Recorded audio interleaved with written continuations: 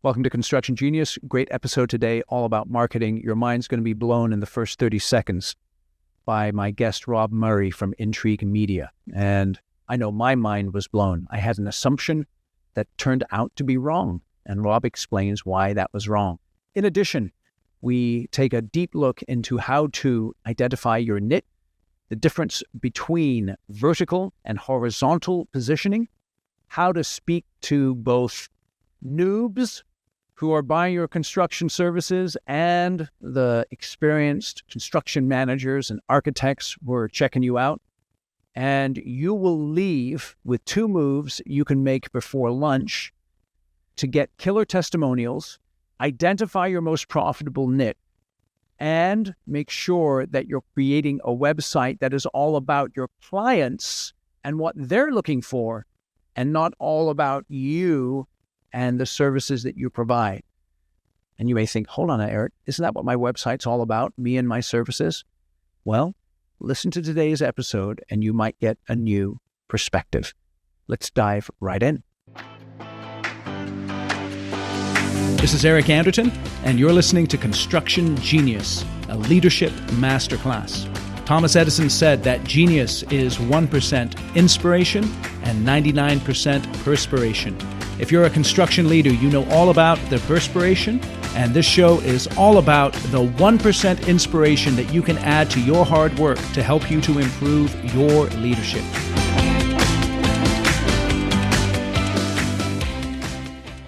Rob, welcome to Construction Genius. Thank you for having me, Eric. Yes, my pleasure. Commercial construction is not something that people are generally Googling for.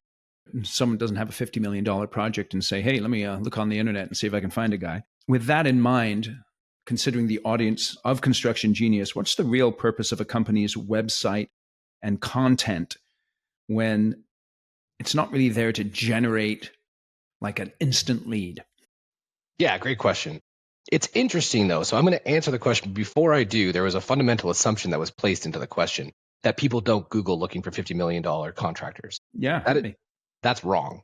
Okay. If you look at search volume for branded search terms, meaning I know the name of the business I'm looking for, or I have a service that's required for like a large scale municipal bridge project, as an example, people actually do look for this. And the search volume for the entire United States of America or Canada or all of North America is actually quite robust. And then obviously, as you get more localized, it becomes smaller. The fascinating piece, though, with the way you mentioned it, is that most entrepreneurs and marketers within those organizations believe what you said. And so it actually creates a really neat window of opportunity because very few people are actually trying to go after those searches at all. Okay.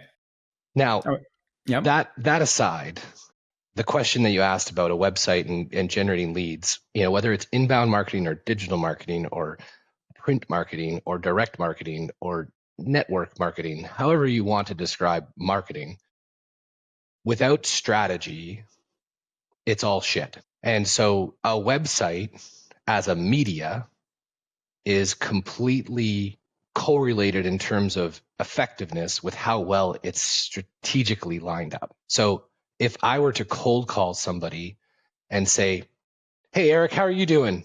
I want to tell you about my business and why you should buy from me. The odds of that approach working is close to zero. If I were to switch that around and say, hey, Eric, it sounds like I caught you at a bad time. You say, no, I'm good. Okay. I'm like, my name's Rob calling from this company, Intrigue. I'm not sure if you've heard of us before. No. Do you mind if I take 30 seconds to tell you why I called and then you can decide if we should keep talking? To get that start moving. And then I say, typically people working with us have these problems, but I'm not sure if those issues relate to you, do they? That approach is effective. And with volume can work really well. The point with websites, though, is a lot of people don't necessarily understand strategy. If you ask people what strategy means, you get many different definitions.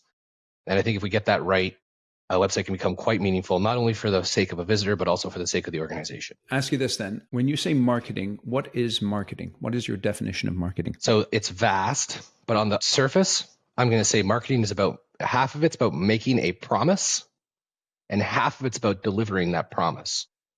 Now, that's vague. And as you go deeper into that definition, I believe marketing done right is to become clear on how we solve problems for humans and help them understand that we're there to support them. It's a little bit more clear. But then if you look at like a lot of people, I think, confuse marketing and advertising, because I think marketing is about strategic positioning and clarity of customer and customer problems that the organization solves. There's a whole reason as to why marketing is typically all messed up. Advertising is the method of which we inform strangers or people that know us that we're here.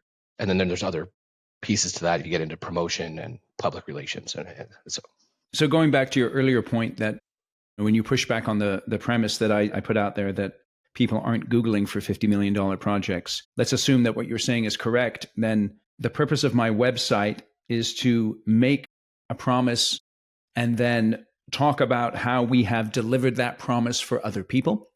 That is definitely a good part of it. Yeah. Okay. The other thing people forget too is that if I don't Google, but I do know of somebody or someone refers me to somebody because they did some project that I want to do and it went well, they're still going to look you up online. And if they've been referred to people and one website is clear, well articulated, very problem oriented, saying these are the problems people have, and here's why those problems can suck for you, and this is how we've helped others solve that problem, and listen to what they said about the experience, it'll reinforce word of mouth. It actually takes friction out of word of mouth.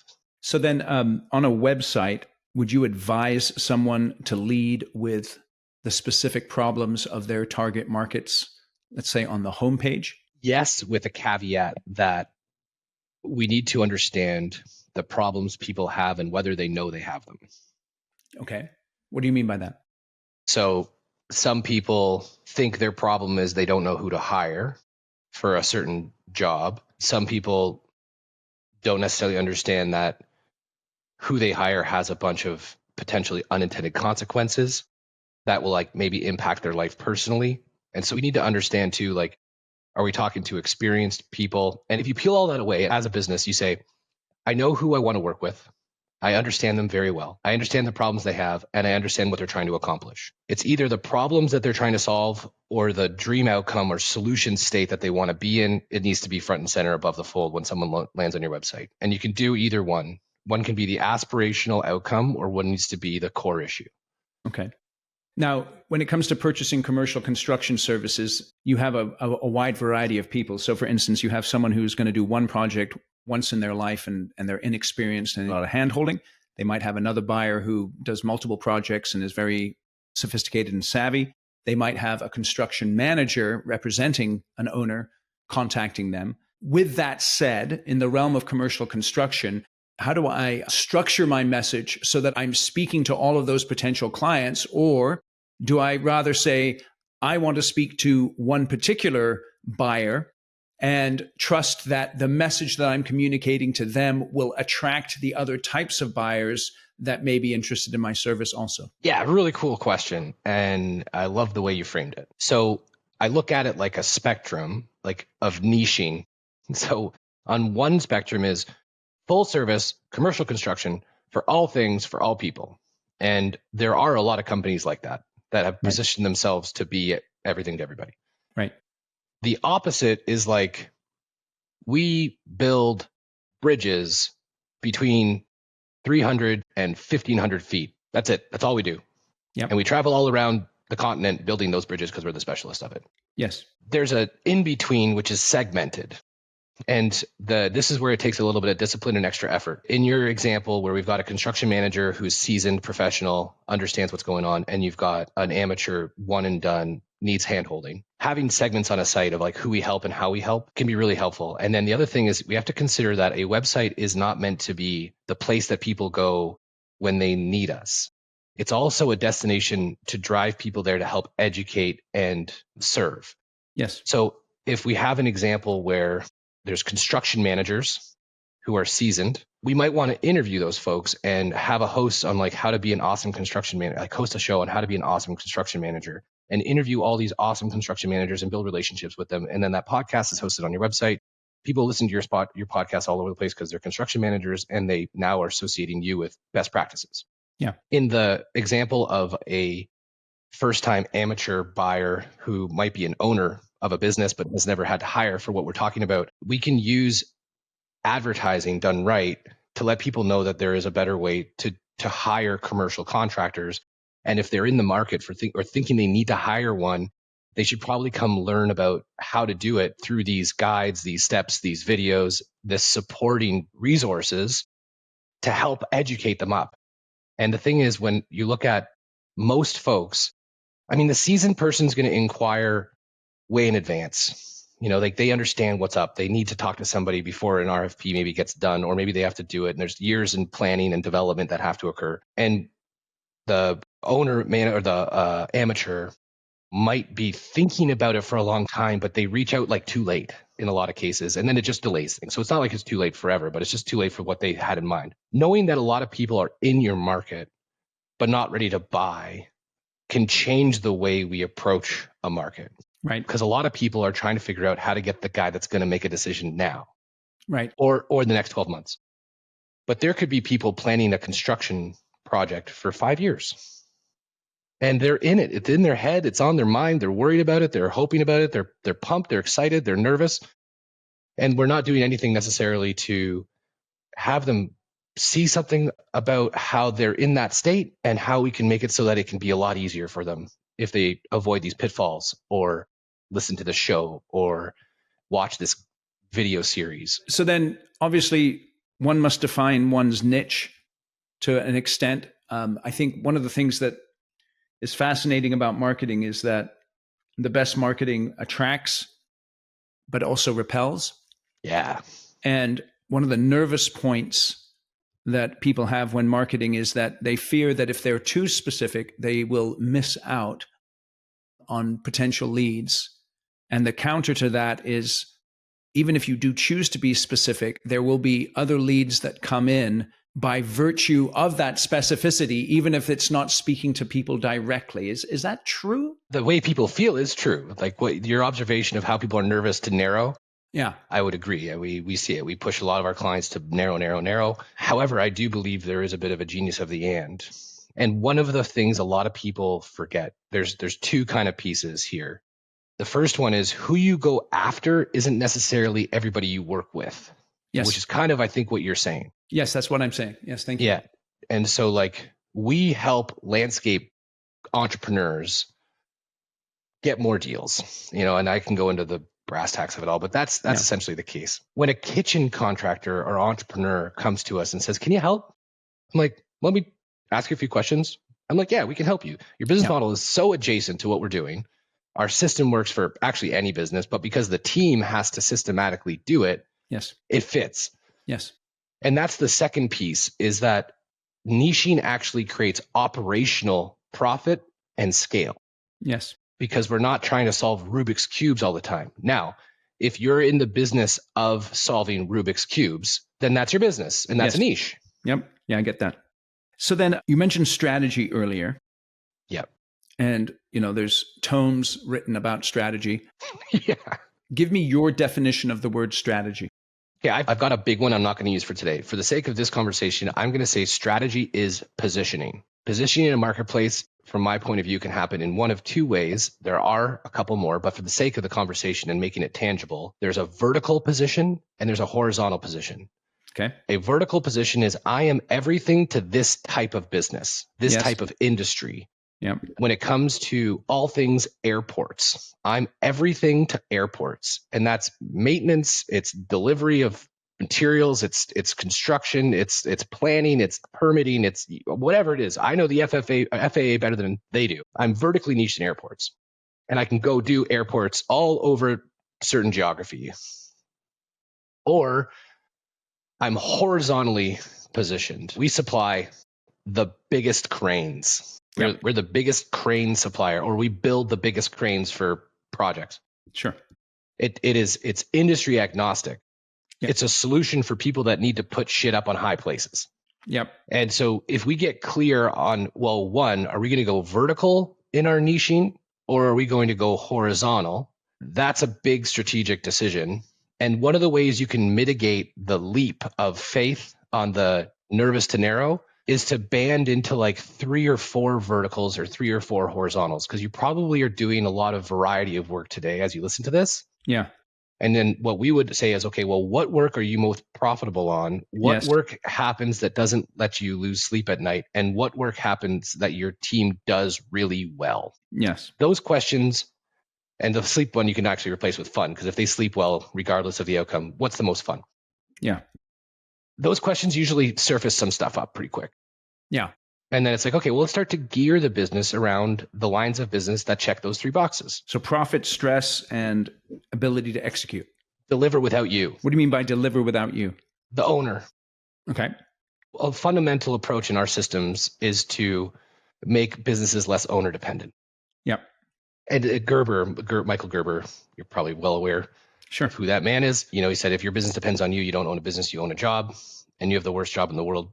You have the worst job in the world because you work for a lunatic. Yeah. So then it's interesting. You mentioned earlier, for instance, the idea of having a podcast. What are some, from a commercial construction perspective, one can think about white papers that you might put out, podcasts, videos. Tell me about a white paper someone downloaded in the last 30 days that told you about the white paper they downloaded. Yeah, nobody. Is there a podcast that someone's referenced to you in the last 30 days? Sure. That's the difference. Yeah. But again, from a marketing perspective, someone might say, I don't really care if they read the white paper or not. I just want their email address. So the other thing with marketing, a lot of people forget, how you consume information and how you want people to consume information is inconsequential and actually just doesn't matter. How your customers consume information and the information that they want to consume is what matters most. Right. And so what we want to do is make it accessible as possible and then measure. Podcasts are very popular and extremely easy to consume. Yeah, they are. They're actually easier to consume than a website, which is why we summarize websites in podcasts. So when someone lands on something, they can just listen to the website if they wanted to. Yeah, they're even easier to consume than a video because 100%. You can do it while you're driving. Yeah. Or walking your dog or riding your bike, you name it. Podcasts are popular for a reason. And I bet you there's a podcast that isn't being done well in the space you're in that you could make better if you wanted to. It does take to your point, Eric, it does take a certain level of interview skill. Right. To make a podcast worthwhile. Yeah, no, it's interesting. So you go back to this idea of strategy and you talked about your vertical position or horizontal position, and that goes again to this idea of niche. How does the work of defining my niche help me as I am thinking through expanding my business? I'm not sure if I understand the question, because the further we narrow, the more price control we have in our bid process. Yeah. Okay, so in the world of construction, right, we have right client, right project, right location. And so let's say I'm in a particular geographic location and I have a clear idea of right project, perhaps right client, hopefully. I'm assuming if I'm clear on that, then I can take the step into the next geography, next door geography, maybe the next state or something like that. And I can do so with confidence because I have done the work of defining that vertical position or that horizontal position. Yes. And you've got reps more so than most because you're doing the same thing over and over and over again. And then you're building social proof. The technology adoption curve applies to, it's actually like a market adoption curve. There are people willing to take risk when they make decisions. And then as you go through a market, there's less people willing to take risk. And then there's a very big part of a market that doesn't want to take any risks. Yeah. They want to know with confidence it's going to work. And there's no way that I've ever understood outside of like Gialdini speaking, because he's like a Jedi, where you can convince somebody that because you think you're great, they will then believe you're great. Right. And so the biggest part of our market needs to hear from other people like them that you did what you said you would do. Okay. So that then leads to the idea of testimonials. Is that what we're saying here? 100%. Okay. It's also how word of mouth works. Yes. So then, do you have a particular method for getting testimonials from clients that are powerful and effective and genuine? Yeah, for sure, man. First of all, Zoom is the easiest way to do it. There's 3 really easy questions that can turn into a larger conversation if you want them to. But the first question is, what problem were you having when you had to find somebody like us? What was your life like when you started to try to find somebody like us? Why did you pick us? And what's it been like working with us? That's good. It's super simple. Yep. And the videos should be like a minute. Yeah, that's the thing, huh? You could turn them into 10-minute videos, but make the ones people consume right away short. And then as far as production value and things like that are concerned, again, someone's purchasing a $50 million project from you. Let's say they're contracting with you to build that project. A 5-cent video perhaps is not the best way to go. So do I need to invest in videographers? Do I need to get really sophisticated with that? Or is it just good enough to be authentic and address the issues? I think it's a bit of both. Good audio is important. Mm-hmm. Decent lighting is important. Like if you're having these interviews and you're in front of a window on a sunny day and you look like Dr. Claw from Inspector Gadget, it's probably not the best. So there's extreme contrast of poor quality. Yeah. Investing 10 grand in building a studio so that you can interview a few clients every once in a while is probably an extreme contrast. Yeah. But what we're doing right now isn't a crazy investment. We're on Riverside, which helps with a bunch of different audio and visual and editing components. It's not crazy expensive. And then good audio and some decent lighting. But actually using Zoom, if you want to get into it, you use Riverside. I think it's a great platform. Highly recommended. If you're listening to this, check it out. Zoom though can work. Yeah, it can. It can. Just if you're going to use Zoom, make sure you jack on the HD settings so it doesn't look all pixelated and shitty. All right, quick break to talk about my book, Construction Genius. This is what I want you to do. Go to Amazon, search for the book, read all of the 5-star reviews, because there's a ton of them. Over 50 to be precise. And the reason I want you to read them is because real people wrote those reviews who've actually read the book. And it'll give you an idea of why you should go and buy a copy right now on Amazon. And here's the deal. If you purchase 10 or more copies for your company, and then send me an email, eric@constructiongenius.com, I'll come in via Zoom and do a 1-hour Q&A and a bonus training session with your team at no charge. I normally charge $4,500 for an hour of my time. And again, for you, I'll do it at no charge if you buy 10 or more copies of my book. And the reason you should buy it is all in the title. It's effective, hands-on, practical, simple, no BS, leadership, strategy, sales, and marketing advice for construction companies. So if you're in the construction industry, this book is for you. So you can get it on Amazon. You can also get it on Audible in the audio version as well, narrated by yours truly. And I know you'll really enjoy it. So go out and get the book. And now back to the interview. Going back to this idea of the website, how much thought and consideration do I need to give around things like color and layout and what I'm seeking to communicate through that aspect of structuring my website? I'm not really the guy to answer that because I believe that the Nike swoosh is considered one of the most iconic brands. And as a logo, it's put on a pedestal. Yep. The logo didn't make Nike great. Nike made really good shoes for a long time. That made the logo really good. Yes. So kind of like the question with the audio visual production value, I think if a logo is good enough, you can make it great by being an epic company. Yes. Now, there are some crappy design ideas. Like if you use Comic Sans with pink and brown on a website, it's going to look bad. Right. And it'll actually, like, people are like, ugh. So it's kind of the same thing, that extreme contrast. You know, spending $100,000 to refine typography, vocabulary, and color is probably extreme too much. Comic Sans on pink and brown is bad.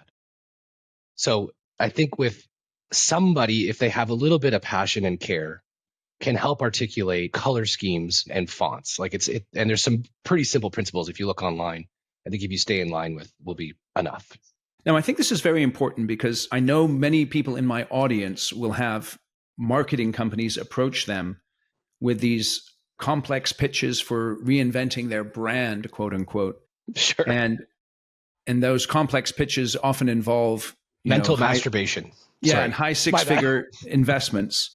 But I think what's interesting, if we go back to this idea of making a promise and then delivering on the promise, that idea of delivering on the promise then speaks to how everything that you do in your business is actually an act of marketing. Bingo. Tell us more about that. I completely agree with it. Yeah, give us your perspective on that. So if I make a promise that we're the best bridge builders in North America, and we only build bridges 10% of the time, and half of my staff have never built a bridge, when someone experiences the promise that they're expecting, it's going to be bad. And internally, there isn't training to support the best bridges in the world. There isn't any type of thought leadership around best bridges. There's no constant communication about the best bridges. This is just again, I'm using contrast to create example using the example to create contrast. If you consider that idea, everything's about bridges. And now because everything's about bridges, we're going to teach about bridges. We're going to learn about bridges. We're going to go to bridge conferences. We're going to have bridges in our office. We're going to build like team building exercises around bridges. It's going to be our culture of bridges. That company will be better at bridges over time, even if their team isn't as talented. And one of the things that I find really fascinating about systematic building in organizational and human environments is that, before I get into that, I was just preface it. There's a lot of organizations that lose a lot of value when a key person leaves. So they have a really strong Rolodex network. They have a skill set or vision for design. They understand the nuance of engineering and the region, whatever it is. There's a skill set that's locked in a human, and when they leave, it hurts the company. Niching gets not rid of that, but it minimizes the risk because there becomes more organizational value. The organization does everything this way. We all do it this way. And so when someone comes in with a skill set like that, unicorn, they can add value to the systems process, not their process. And this is all building back on systematic building of businesses to help get owners out of it. And the idea is, how can we build these organizations to help ordinary people do extraordinary things? We, for ourselves, trying to Rubik's Cube, without bringing in Rubik's Cube solvers as a group, which is a cool business in itself. Like, that's a lot of fun and can make a lot of money. It's really difficult to build something that can scale with simplicity if we're doing different things all the time. That's very interesting. Think about the last time you promoted someone into a leadership role and it failed. Why did it fail? I can tell you one reason. People know how to build projects, but they don't know how to build and lead teams of people. Construction comes with its challenges that only insiders truly understand. Generic leadership training doesn't cut it. You need a program to train your leaders built specifically for construction professionals, led by an industry expert. And my online course, The Shift, is exactly that course. It has 5 modules. It'll teach your people how to control their calendars and reduce stress and embrace chaos and accomplish their critical tasks. It will teach them the 3 essential messages they have to communicate every day in order to motivate and lead their team effectively. It'll show them how to build and lead a high-performing team, give them a framework for running effective meetings so they'll be able to solve problems in less than an hour, and also give them a higher perspective on their leadership that will enable them to work on the business and on their teams and not get stuck in the weeds micromanaging. So go out to my website, theshift.constructiongenius.com, read all about the course, and then enroll yourself and your leaders in the course, and I guarantee that it will transform your leadership. If it does not, you take the whole course and you didn't get benefit from it, you just send me an email, eric@constructiongenius.com, and I will cheerfully refund you 100% of your money. I'm really confident this course will transform your leadership. So again, go out to the website, theshift.constructiongenius.com, learn more about the course, and start taking it today. I'd like to go back to this idea of the testimonial, and specifically thinking through how a testimonial can not only help a potential client get a comfort level sufficient to contact me or to want to work with me. How does a testimonial work in terms of me understanding what it is that I need to make a promise about and what promise I need to actually deliver on? Well, that's actually a really cool question. If you have a company with hundreds of Google reviews, then you could easily take them all and summarize them to get a common theme or sentiment of what customers value. If you don't have hundreds of Google reviews, because it's just not been a focus and you only work with maybe 5 or 6 clients a year and they're massive, whatever, then we just got to ask them. And this is the customer side of niching and orienting the company. Because it's like, when you ask the testimonial about what problem were you having and why did you pick us and what was it like working with us, if you do that interview over 50, 60 times, there's going to be themes of what people care about. And then as a business, we get to decide, do we care and want to focus and double down on those themes?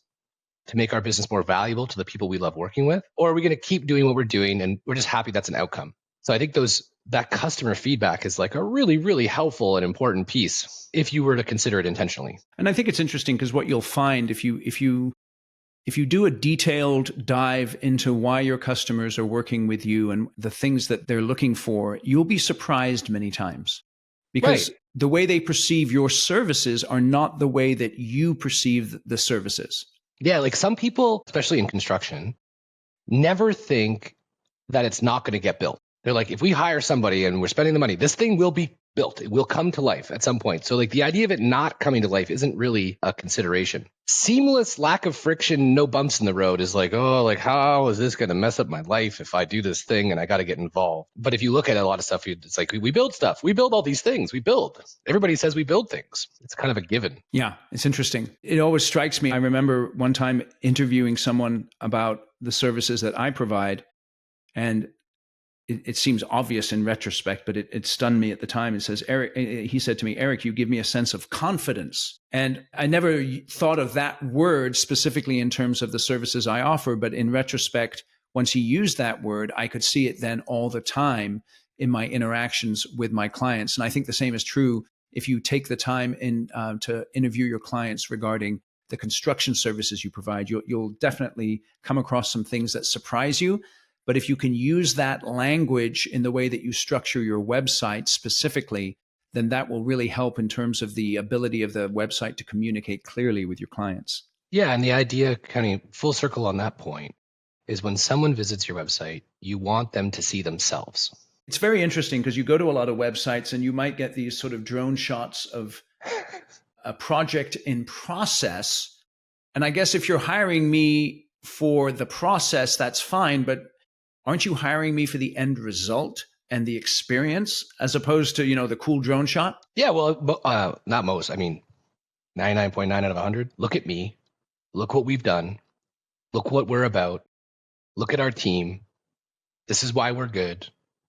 It's all about me. And customers don't care about you yet. Yep. They care about two things and two things alone. One is accomplishing their goals and the other one is solving their problem. Yeah. Yeah. And most sites aren't designed to adhere to that idea and meet people where they are. Yeah.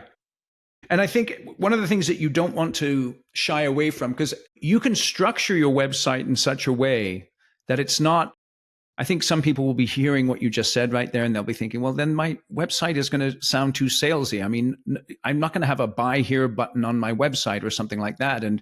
And it doesn't have to be like that. You can do this elegantly and in a sophisticated way and in a way that's meaningful to your clients. You just have to put yourself in their shoes and think through their eyes as opposed to your own. Exactly. And a lot of the hiccups or, people trip on the common problems of their customers because they work with a lot of different customers that have a lot of different problems. And so that's where we're going back to the idea of like, okay, you have an umbrella solution or an umbrella problem you solve, and then segment into, it could be 7 segments. It could be 10 if it needs to be. It might only be 3. And then we have to do the work to understand the common problems within those segments and then help people go to those resources and see themselves so that they want to trust you. The reason we want them to see themselves is because they'll say, these people get me. And it's all built. This is all like fundamental human stuff. This isn't about marketing. Yes, it is. People will listen to you if they like you. They'll buy from you if they trust you.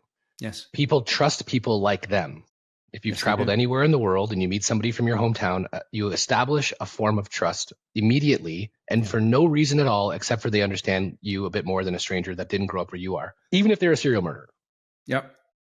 And then people hate to be sold, they love to buy. Right. So how do we create an environment of trust? We can't say trust me because that elicits sleazy used something salesperson. I think used car salespeople always get a bad rap. And so then how do we build an environment of trust? We have to demonstrate trust. We cannot say trust. We have to demonstrate trust. Trust is built with testimonials, Google reviews, and writing in a style that makes them see themselves when they visit you. Yeah, that's very important there. Okay, so then we've talked about marketing in terms of making a promise, defining a promise. We've talked about strategy in terms of positioning from either a vertical or a horizontal point of view. We've talked about speaking in the voice of the client to the client. It's a lot of information. There's a lot of possibilities, different ways that we could go here. Rob, what would be one or two immediate first steps someone could take if they're thinking, I know my marketing needs to dial in a little bit. I would like my website to be more about them than it is about me. What first steps should someone take as a result of listening to today's discussion? A very tactical step you can do is download a sales by customer summary from the last 24 months. Okay. It'll show you, it depends on your level of reporting, but for the sake of this and being simple, it just shows revenue by client over 24 months. And then you sort it in descending order. So the biggest customers at the top, you take that into a CSV or Google Sheet or Excel. Yeah. And you add a couple columns, and it's those 3 columns. What's the gross margin as a percentage? Or you can just label it 1, 2, 3. 3 is great, 1 sucks, 2 is neutral. The next column is, did I lose sleep at night, or is it fun? And then you can grade it however you want. Again, 1, 2, 3. 3 is no sleep loss, or 3 is a lot of fun, however you frame it. Yeah. And then can the team do it without me? 1, 2, 3. And then you look at the whole customer list and you look at all the high scores and you go, are there commonalities in segments here? And do we want to go down this road? It's beautiful. And then the next step would be then to talk to those people. Oh, hands down. If you decide you want to go down the road, there's nothing better than speaking to the customer. Yeah, that's excellent. Excellent. And then based on that, create your marketing, create your podcasts, whatever the case is, your copy on your website around those issues with them at the center, as opposed to yourself at the center. Yeah, exactly. And we use a framework called problem, agitation, solution, conversion. Yep. These are the problems you're probably experiencing. This is why those problems suck for your life if they don't get addressed. And here's how we solve those problems and what we've done for other people. Get this resource, speak to somebody, listen to the podcast. Depending on where people are, different calls to action. But we have to remember that there are people trying to find a partner. And if they don't know a better one exists, they might stay with a shit one they have. And so this website is just this beautiful little microcosm of getting our strategy right. Yes. Let me put a little pin in that with the last thing that you said there about conversion. And what that means is that you should have on your website something that people can do as a result of interacting with your information. And hopefully that thing that they can do would bring them into closer contact with you in one way or another. And so you have to think very seriously about what is the next step you want people to take as a result of coming to your website. Yeah. And then keep in mind, for the sake of simplicity, there are 3 types of people that come to your website, regardless of role. People that have a problem and have entered the market but are early. People that are looking for a solution. They're in the market. They've been there for some time and now they're doing research to solve the problem. And people that want a solution provider. So they're trying to figure out who to hire. Yes. The largest part of that market is people with a problem. The next largest segment is the people trying to find a solution. And the smallest part of the market, which is 3 out of 100 people or less than that in this instance, are people looking to hire. So get a quote as a call to action on a commercial landscape or a commercial construction website is a bad idea. Yes. We probably want to invite people to a thing that's less than a sales call. Yes. I don't want a sales call. I'm trying to find a $50 million contractor here. Yeah. So we're going to put on a monthly live event online that goes through the 7 most common pitfalls of commercial construction. Very good. And you can register for free. Yep. And again, let me just say to the people listening, you can absolutely do what Rob just told you to do. You have people in-house who are sufficiently versed in what it is that you do to put together a webinar, a live event that would be of tremendous value to your audience. In spades. Yeah. Excellent. This is excellent, Rob. Please tell us a little bit more about your company, how people can get in touch with you if they'd like to. Yeah, go to intriguemedia.com. If you want to learn more about us, go to the resources section, listen to our podcast, download our guides to help you improve sales and marketing. We are niched in landscape, so we look at residential and commercial landscape entrepreneurs, typically between, say, $3 and $10 million and want to grow from there in terms of annual revenue. Yep. I would say to anybody listening to this, though, the principles that we shared today and the ones that we use with our clients, are universal. Yes, they are. And so you can take, anytime it says landscape entrepreneur, you just put commercial construction entrepreneur and it's all the same. The difference is it's on the execution with an entire system and team that is behind it. But I would say if you want to check it out, go there. LinkedIn is great. Instagram, I am Rob Murray if you want to follow. Excellent. We will have links in the show notes to everything there. Rob, you're in Toronto, is that right? I mean, for the sake of North America, yes, but I live in like the boons out in the woods on a lake, an hour and a half northwest of Toronto. Okay, so if I am in Toronto, what's the one restaurant I have to go to? Oh, the CN Tower. What? The CN Tower. So it's CN Tower. Yeah, it's like the largest. It's got a revolving restaurant at the top. Nice. I'd say the food is a 7 out of 10, but the experience is an 11. Okay. All right. So have correct expectations for the food, but for the experience, you definitely want to go there, and we will have a link in the show notes to CN Tower. Awesome. Thanks for joining us, Rob. Appreciate it, Eric. Thanks, buddy. Thank you for listening to today's episode with Rob Murray. Links in the show notes for getting in contact with Rob. Lots of killer takeaways today. So if you're into marketing, and you should be, you've learned a lot, feel free to share this episode with other people that would benefit from the insights, and also give us a rating and a review wherever you get your podcasts. We'll catch you on the next episode. Thank you for listening to this episode of Construction Genius. Hope you found that 1% of inspiration to help you in the next few days. If you like the show, please give us a 5-star review on iTunes, share it with other construction leaders who you think would benefit, and always remember that the show is brought to you by Kick-Ass Meetings.